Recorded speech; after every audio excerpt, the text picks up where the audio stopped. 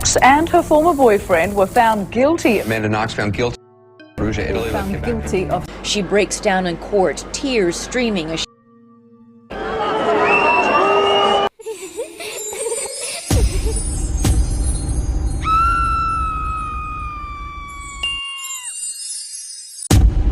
2 November 2007, penemuan mengerikan mengguncang sebuah kota bernama Perugia yang ada di Italia. Di balik pintu kamar yang terkunci, ditemukan seorang mahasiswi asal Inggris tergeletak berlumuran cairan merah. Dia telah diakhiri dengan sangat kejam. Tanda-tanda pelecehan juga ditemukan. Dan dalam kasus ini, orang-orang yang tidak bersalah juga ikut dihukum. Di tahun 2007, Meredith Kerche adalah mahasiswi Universitas Leeds. Dia mengikuti program pertukaran pelajar dan memilih kota Perugia sebagai tujuannya, karena dia merasa tempat itu lebih aman dari Roma dan Milan. Meredith yang berasal dari Inggris lahir pada 28 Desember 1985. Dia merupakan anak bungsu dari 4 bersaudara. Ayahnya seorang jurnalis bernama John Kerche. Meredith dikenal sebagai wanita yang ceria, penuh kasih, dia ramah dan menyenangkan. Meredith tiba di Perugia pada Agustus 2007 dan dia tinggal di sebuah flat yang berada di lantai 2 dan memiliki 4 kamar. Pada 20 September 2007, seorang wanita muda berusia 20 tahun yang juga sedang mengikuti program pertukaran pelajar pindah ke rumah yang ditinggali Meredith. Saat itu 4 kamar di rumah tersebut sudah terisi semua. Ada Meredith, ada Amanda yang baru pindah, dan 2 wanita Italia. Dari situ mereka mulai berteman. Amanda Knox adalah seorang wanita yang lahir pada 9 Juli 1987 di Seattle, Washington. Ibunya adalah seorang guru matematika, dan ayahnya merupakan seorang wakil presiden keuangan yang bernama Kurt Knox.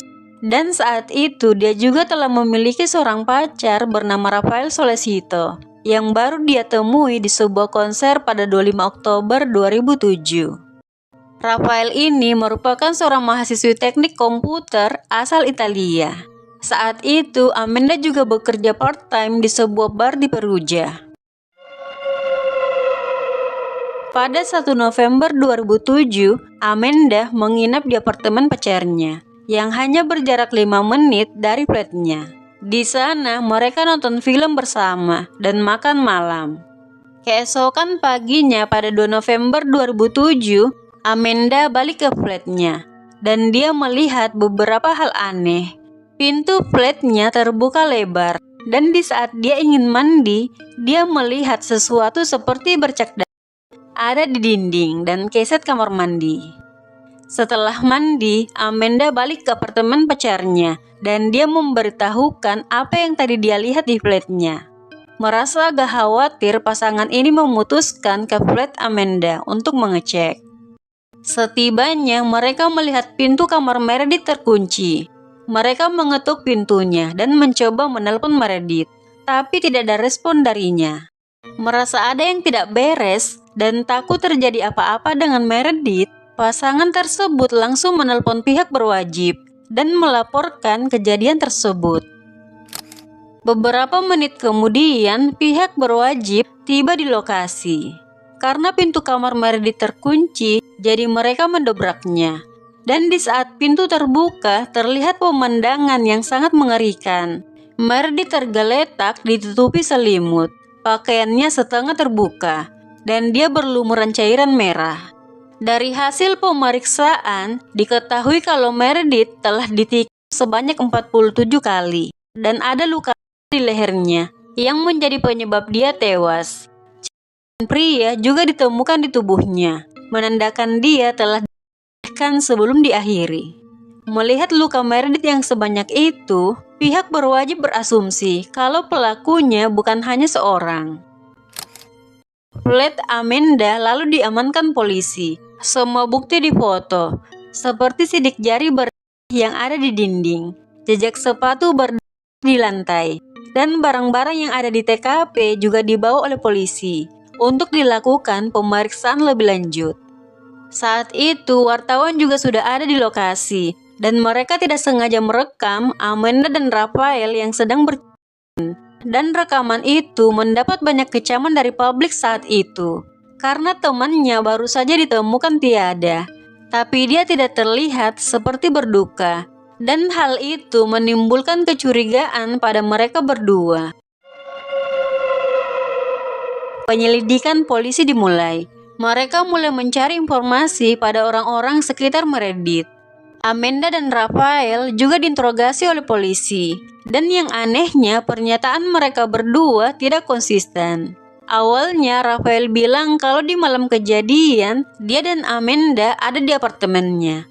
Lalu dia bilang mereka sempat terpisah beberapa jam. Setelah itu, dia bilang lagi kalau dia tidak bisa mengingatnya. Amanda juga seperti itu. Pernyataannya berubah-ubah. Mungkin karena mereka berdua ada di bawah tekanan yang besar. Apalagi mereka diinterogasi berjam-jam saat itu. Bahkan Amanda bilang kalau polisi tidak percaya apa yang dikatakan. Mereka selalu mengatakan saya berbohong, padahal saya tidak berbohong sama sekali. Mereka mengatakan saya ada kaitannya. Dan itu membuatnya stres dan delusi. Hingga akhirnya Amanda menyebut satu nama sebagai pelaku, yaitu Patrick Lumumba, bosnya di tempatnya bekerja. Karena pengakuan itu, bos Amanda langsung ditahan oleh polisi. Amanda dan Rafael juga ditahan polisi pada 6 November 2007. Mereka semua dicurigai terlibat dalam penghilangan nyawa tersebut. 3 minggu kemudian, Patrick dibebaskan karena seorang pelanggan di barnya menunjukkan bukti kalau Patrick malam itu ada di bar. Dan juga DNA Patrick tidak ditemukan di TKP.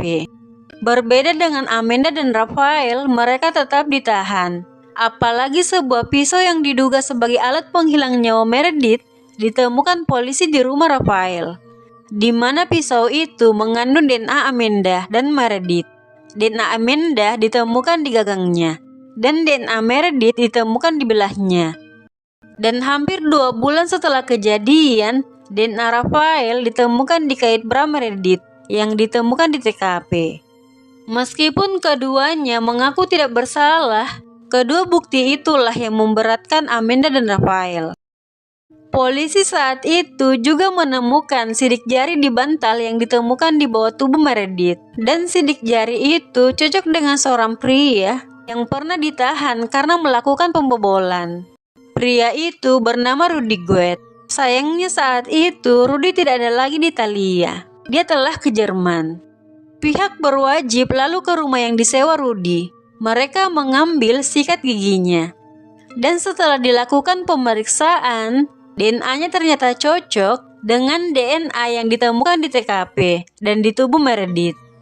Surat penahanan internasional terhadapnya dikeluarkan dan dia berhasil ditahan di sebuah kereta di Jerman pada 20 November 2007. Menurut Rudy, dia bertemu Amanda dan Meredith saat main basket dengan orang yang tinggal di lantai 1 flat Meredith, dan dia mengaku tidak melakukan kejahatan itu. Jaksa penuntut menuduh ketiganya terlibat dalam mengakhiri Meredith. Menurutnya, para pelaku ini terlibat dalam permainan berbahaya dengan korban, hingga akhirnya korban diakhiri. Saat itu, Rudy meminta pengadilan jalur cepat tanpa wartawan. Dia disidang terpisah pada September 2008. Dalam persidangan itu, dia bilang kalau Amanda tidak ada kaitannya dengan kejadian itu. Tapi kemudian dia berubah pikiran dan mengatakan kalau dia melihat siluet Amanda di lokasi. Meskipun mengaku tidak bersalah, Rudy Guet dijatuhi hukuman 30 tahun penjara atas penghilangan nyawa dan penyerangan seksual pada Meredith. Kemudian hukumannya dikurangi menjadi 16 tahun dalam proses banding. Sementara itu, Rafael dan Amanda juga terbukti bersalah atas penghilangan nyawa terhadap Meredith. Amanda dijatuhi hukuman 26 tahun penjara dan Rafael dijatuhi hukuman 25 tahun penjara pada 4 Desember 2009. Tidak terima dengan putusan tersebut, pengacara Amanda dan Rafael mengajukan banding. Sidangnya dimulai pada 27 Juni 2011. Saat itu Amanda dan Rafael telah ditahan hampir 4 tahunan. Pada 25 Juli 2011, dua orang ahli yang ditunjuk pengadilan memberikan kesaksian bahwa pisau yang diduga digunakan dalam penghilangan nyawa tersebut tidak memiliki jejak darah. Sementara di kait bra korban, para ahli menemukan tidak hanya DNA Rafael, tapi juga menemukan 2 DNA asing. DNA Rafael juga terlalu sedikit. Kalau memang dia pelakunya, pasti DNA-nya juga ditemukan di tempat lain selain kait itu. Menurut mereka, bukti itu tidak bisa diandalkan karena kemungkinan besar sudah terkontaminasi, apalagi ditemukan di TKP hampir 2 bulan setelah kejadian. Pada 3 Oktober 2011, hukuman pada Amanda dan Rafael dibatalkan. Mereka telah dituduh secara keliru dan akan segera dibebaskan. Tapi kisahnya tidak berakhir di situ, karena pengadilan kasasi Italia membatalkan pembebasan mereka. Mereka membuka kembali kasus tersebut dan memerintahkan persidangan ulang pada tahun 2013. Sidang ulang dilaksanakan di Florence tanpa kehadiran Amanda dan Rafael. Dan di sini Amanda dan Rafael kembali terbukti bersalah pada 30 Januari 2014. Amanda dijatuhi hukuman 28 tahun penjara, lebih lama dari hukuman sebelumnya. Dan Rafael dihukum 25 tahun penjara dan paspornya disita. Singkat cerita, pengacara keduanya mengajukan banding lagi untuk terakhir kalinya ke Mahkamah Agung Italia. Dan di pengadilan ini, Mahkamah Agung membebaskan Amanda dan Rafael secara definitif pada 27 Maret 2015. Mereka membatalkan vonis bersalah tahun 2014 dan menolak untuk memerintahkan sidang ulang lagi. Putusan ini secara resmi menghentikan proses hukum mereka. Karena menurut Mahkamah Agung, di kasus ini ada begitu banyak kekurangan dalam penyelidikan. Tidak ada cukup bukti dari keduanya di TKP untuk menghukumnya. Bukti pisau dan kait bra dinilai cacat dan tidak dapat diandalkan. Kini Rudy Guet menjadi satu-satunya pelaku dari penghilangan nyawa Meredith. Dan itu masuk akal, karena DNA-nya memang ditemukan di mana-mana. Di kamar korban yang merupakan TKP, di dalam dan di luar tubuh korban, di pakaian korban, di kamar mandi flat. Ditemukan juga sidik jari berdirinya di dinding, dan juga ditemukan jejak sepatu berdiri di lantai. Meskipun telah dijatuhi hukuman, Rudy Guet masih mengaku tidak bersalah. Dia bilang di malam kejadian pada 1 November 2007, dia memang ke rumah korban. Tapi mereka tidak berhubungan. Lalu ada saat dia ke toilet dan mendengar korban berteriak. Dia lalu berlari ke kamar korban dan melihat seorang pria yang tidak dikenal menyerang korban. Setelah pelaku pergi, Rudy mencoba membantu korban agar luka-lukanya tidak mengeluarkan cairan merah yang banyak. Dan menurutnya mungkin karena itu, DNA-nya ada di tubuh korban dan di TKP. Karena saat itu kondisi korban semakin parah, Rudy jadi takut dan meninggalkannya. Tentu saja apa yang dia katakan itu bohong, karena DNA-nya ditemukan di tubuh korban. Selain itu, kenapa dia tidak menelpon polisi kalau memang bukan dia pelakunya? Kenapa dia malah meninggalkan korban yang terluka, lalu pergi ke rumah temannya dan pergi ke bar? Meskipun telah ditahan hampir 4 tahun, tapi Amanda dan Rafael merasa bersyukur karena mereka bisa bebas dan nama baik mereka dipulihkan. Pada November 2021, Rudy Guet dibebaskan dari penjara lebih awal. Dia hanya menjalani 13 tahun hukumannya. Sisa hukumannya bisa dia selesaikan dengan melakukan pelayanan masyarakat.